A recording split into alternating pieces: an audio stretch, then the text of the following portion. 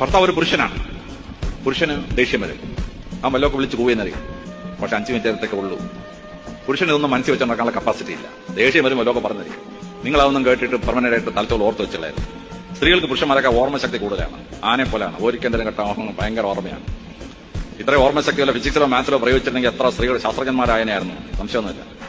പുരുഷൻ പറഞ്ഞ് അങ്ങ് മറന്നുപോകും. 5 കൊല്ലം കഴിയുമ്പോൾ അന്നിങ്ങനെ പറഞ്ഞു, അങ്ങാരോട് വെച്ച് അങ്ങാരൊന്നും ഓർക്കത്തില്ല.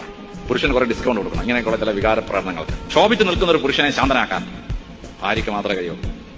പുരുഷൻ അവന്റെ കർമ്മപഥത്തിൽ മുമ്പോട്ട് പോകുമ്പോൾ നിന്റെ കർമ്മപഥത്തിൽ ഞാൻ നിന്റെ കൂടെ ഉണ്ട് എന്ന് പറഞ്ഞ് പുരുഷനെ ശക്തിപ്പെടുത്താൻ ഭാര്യയ്ക്ക് മാത്രമേ കഴിയൂ. ഭാര്യ റോള് നിർവഹിക്കുമ്പോൾ പുരുഷൻ വളരെ വലിയ അച്ചീവ്മെന്റ്സ് ഉണ്ടാക്കും.